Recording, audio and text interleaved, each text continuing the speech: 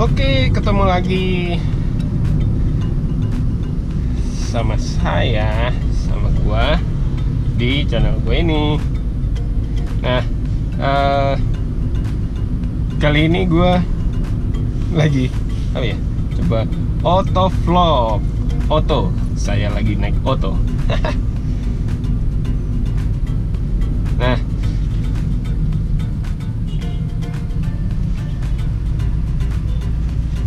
aduh, si angkotnya.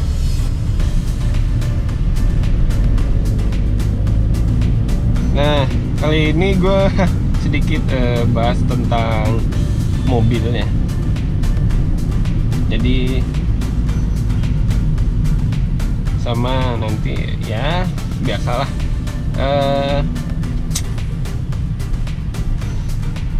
sedikit-sedikit membahas tentang apa yang dilakukan sama orang-orang di area Bandung ini, ya, yang tidak sesuai dengan aturannya.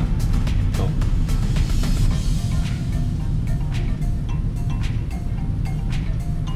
Nah, sekalian ya, pagi ini gue juga, bukan pagi sih, udah kesiangan ini sebenarnya. Sekarang juga pukul 8.47, jam 9 kurang.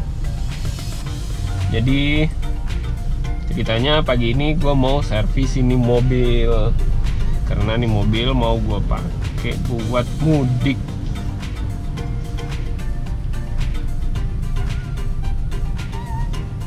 Kemarin juga gue udah ganti oli mesin, filter oli di ini stop and drive, karena lagi ada program dari Shell.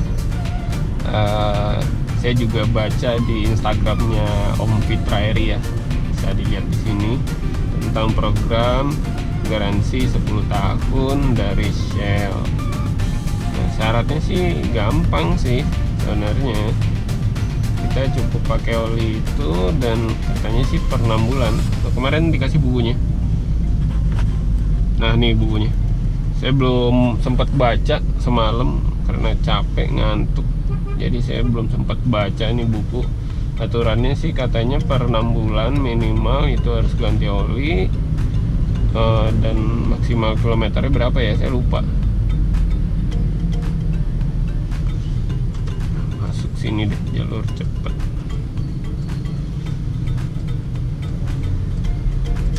Oke, liatin tuh pada motor pada masuk jalur. Karena ini area ini sedikit ya bahas tentang kondisi Soekarno-Hatta ini. Ini area ini boleh motor masuk, karena kenapa? Di depan sana itu ada putaran balik gitu. Jadi motor boleh-boleh aja masuk ke jalur cepat. Bagi yang muter balik, bagi yang lurus tidak ada aturannya, dan harus mereka putar balik.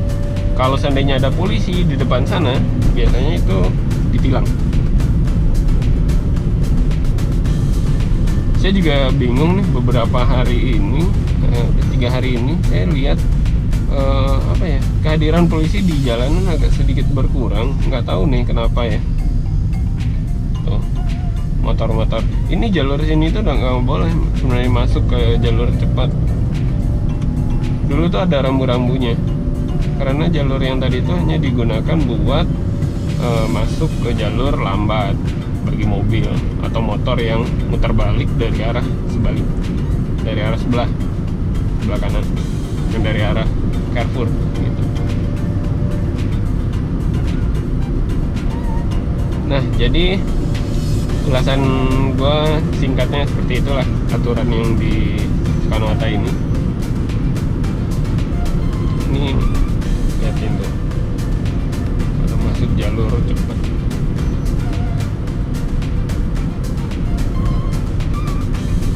Itu juga apa ya? Nah, ini contohnya mobilnya pada mau masuk ke jalur lambat, jadi kehalang gitu gara-gara motornya udah pelan, ngambilnya di jalur cepet, jadi ngalangin.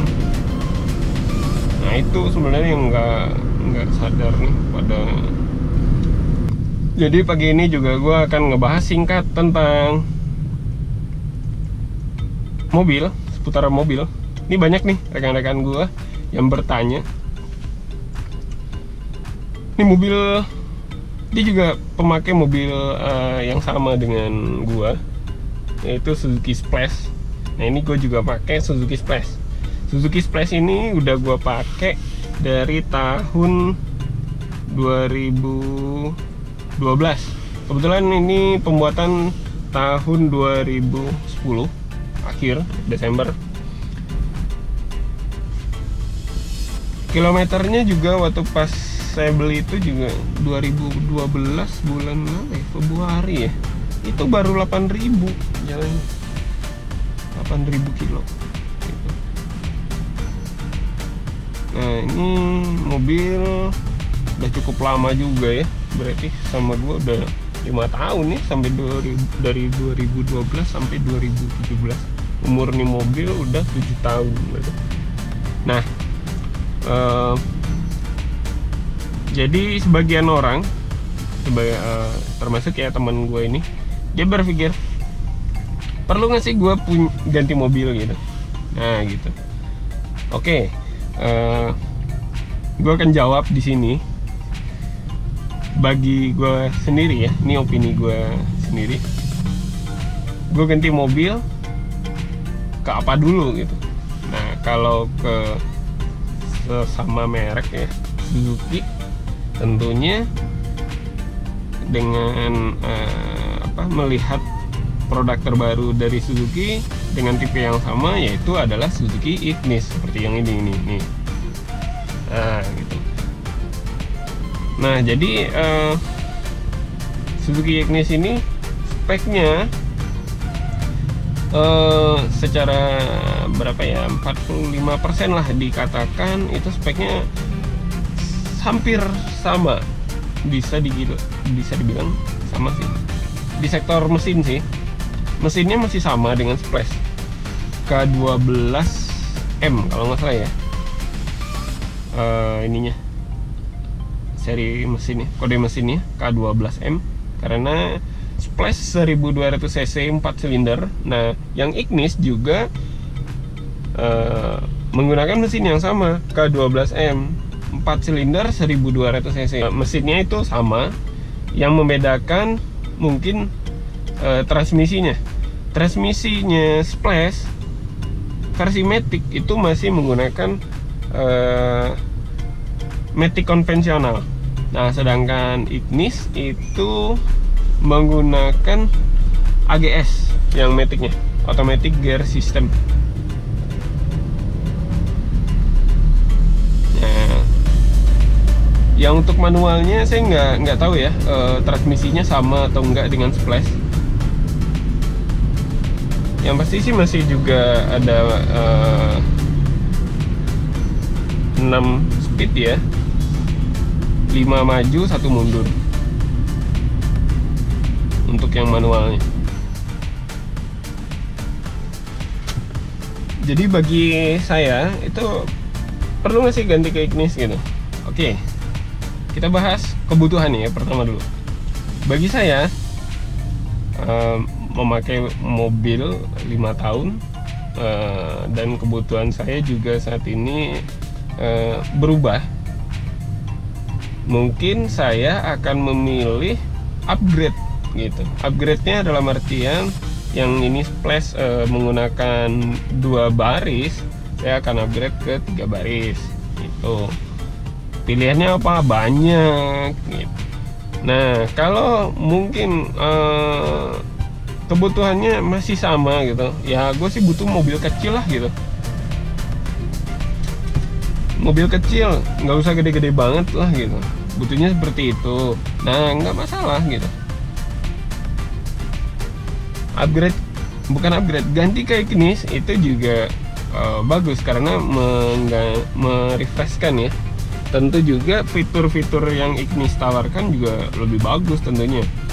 Ada ABS, ABD, ada rear defogger, ada rear wiper, electric mirror, apa lagi ya? Tentu dengan nuansa yang baru juga sih gitu.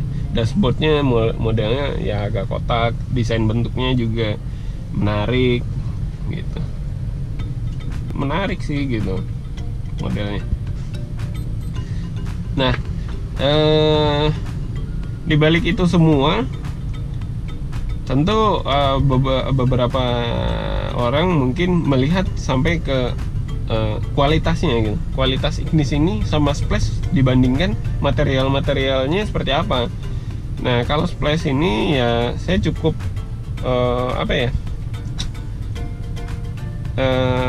lumayan puas lah gitu. Kenapa? Ini walaupun sebenarnya masih plastik seperti apa, ya walaupun ini sebenarnya masih gampang baret ya. Nih, ini plastik semua sih sebenarnya juga. Tapi material plastiknya itu agak sedikit kokoh gitu.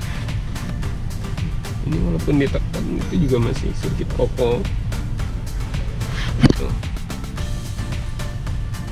Nah, ini mobil juga udah sekian lamanya gua pakai juga masihnya nggak terlalu kelihatan sih lecet-lecet baret dan apa-apanya gitu di material dashboard. Tapi ya tergantung orangnya sih. Kalau orang jorok ya makanya ya pastilah gitu. Nah, kebetulan ini juga mobil gue rawat sendiri, gue bersihin sendiri berkala gitu. Nah, jadi materialnya seperti apa nanti di bengkel Suzuki saya akan juga coba di sana lihat Ignis ya. Kita coba bandingkan Splash dengan Ignis. Splash itu interiornya ya bisa lah seperti ini, walaupun ini plastik. Kita coba lihat, oke. Nah, Ignis itu memang ini ya fiturnya lebih bagus, lebih banyak lah gitu. Nah, kalau di Splash ya lah kadarnya. Ini yang versi saya ini 2010 ini itu belum ada ABS, belum ada ABD. Ini benar-benar apa ya? Ini tipe GL, Splash GL tahun 2010. Apa ya? Ya minim banget lah fiturnya gitu. Memang di versi yang lainnya, kalau nggak salah yang GX-nya, yang versi Indianya, yang versi tertingginya tuh banyak fiturnya. Udah ada ABS, ABD, ada rear defogger, ada rear wiper apa rear defogger ya, saya lupa nih gitu. Jadi masih banyak lah ini ya. Kalau dulu kata orang, kalau Suzuki itu sering downgrade ya, memang apapun lah gitu. Kalau mobil yang masuknya impor dari pihak Suzuki-nya juga pasti ngebatasin gitu fitur-fiturnya. Nah, belakang-belakang ini aja yang sedikit udah mulai yang user bilang tolong dong fiturnya jangan dijaga, nggak terlalu disunat lah gitu. Kalau orang banyak bilang gitu, tolong dong gitu, jangan terlalu disunat lah gitu.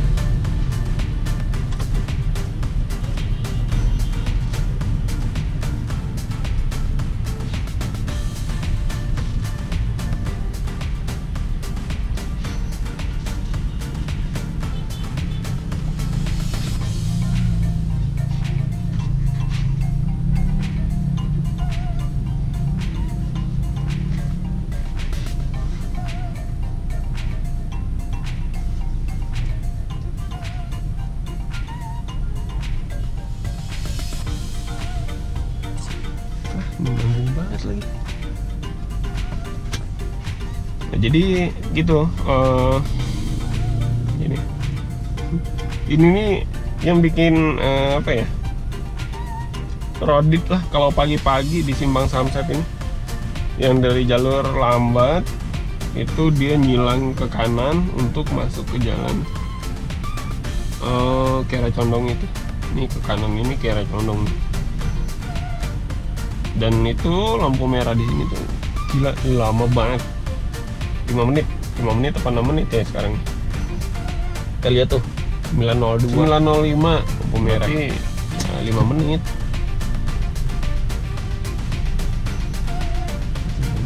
Aduh.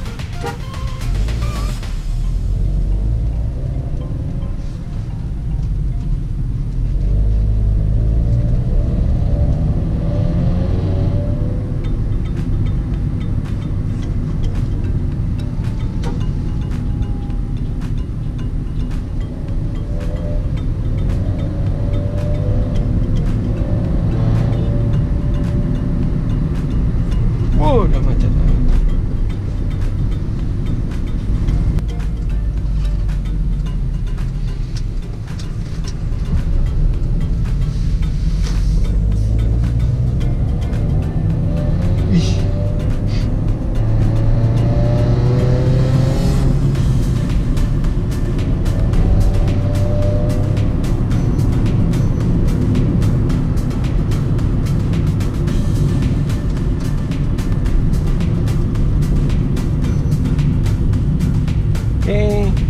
Nyampe bengkel Suzuki. Booking service Pak? Udah. Ya.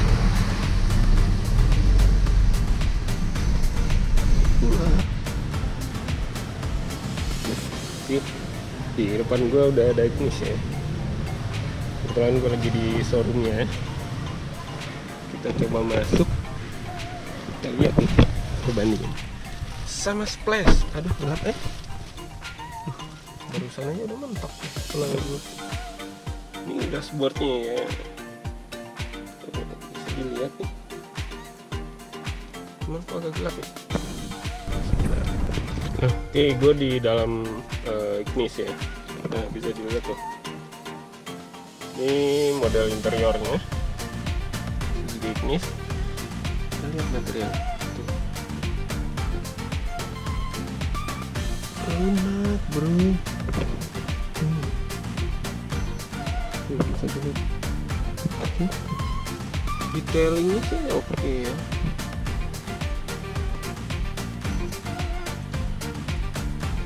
Oke kan, butuh perhatian berat. Dan ini interiornya juga warna putih sih gitu. Ini gampang kotor banget gitu. Dan itu headroomnya itu gue rendah banget nih.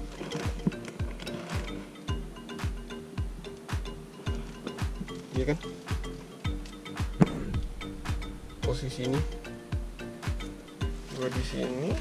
Ini yang otomatis AGS, bisa dilihat tuh, ada R, N, D manual gitu.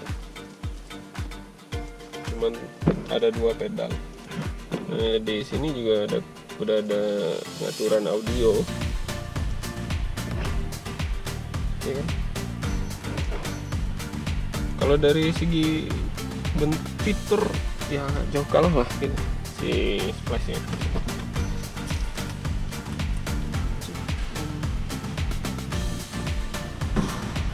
Kita cek di sini ya.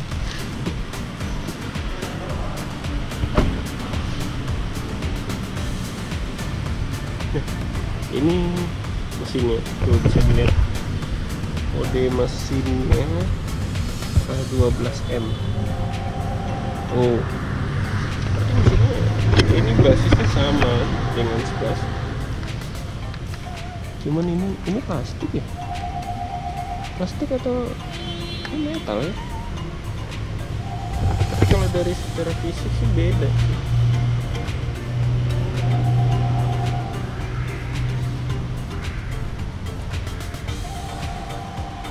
Dengan Splash yang keluaran terakhir juga beda, posisi headnya juga beda.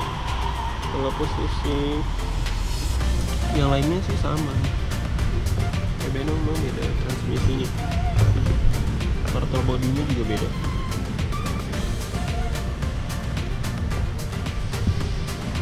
Waduh, ECU-nya di sini ya.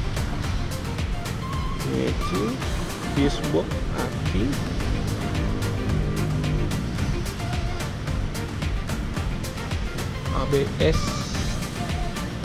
ABS-nya sebelah kiri karena sebelah kanan perlu.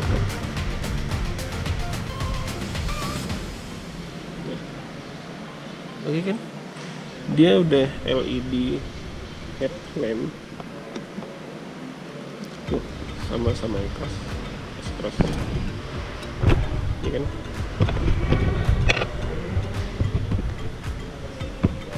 Nah, saya tadi meniti ini ya, posisi ini bisa dilihat ya.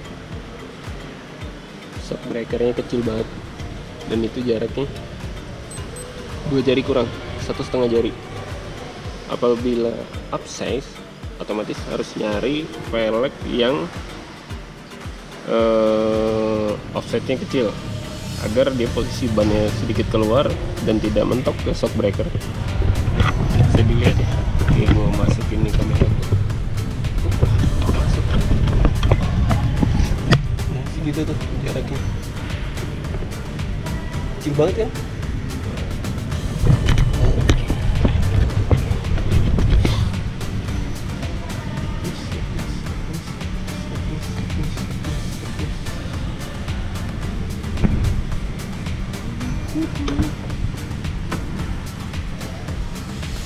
Nah, kalau bagasinya sih lumayan gede ya. Dari splash sih bedanya nggak terlalu jauh. Berapa liter ya? Nanti gue tulis deh.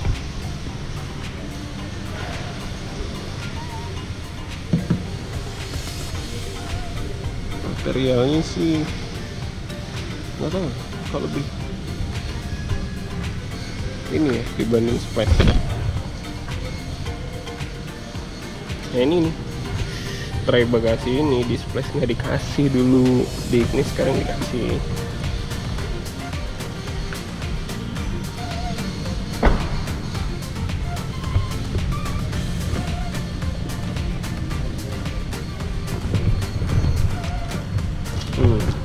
Duduk di belakang itu juga lega banget gitu.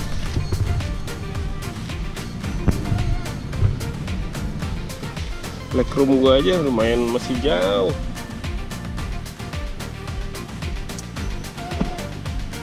Cuman gimana ya?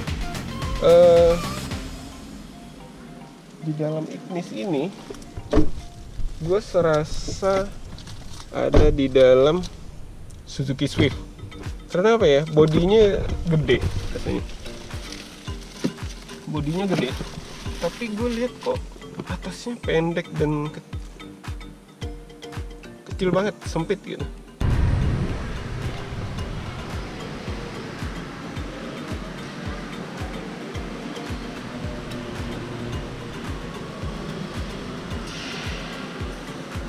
Ini PR banget ini buat ngebersihin grill ini. Udah kelihatan kotorannya tuh, ya kan?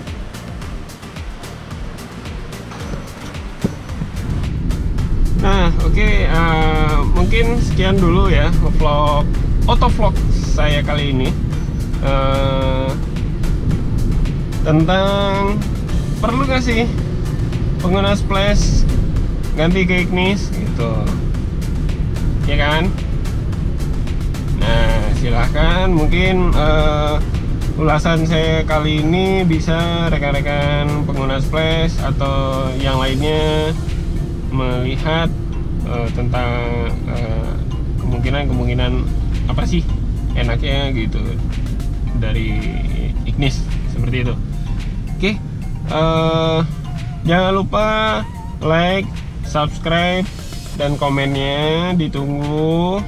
Mohon maaf kalau ada salah. Saya juga tidak lupa mengucapkan minal aidin wal faizin, mohon maaf lahir batin bagi yang merayakan Idul Fitri, bagi yang mudik semoga berhati-hatilah di jalan, bersabar, semoga selamat sampai tujuan. Oke, sekian dulu dari saya, terima kasih, assalamualaikum.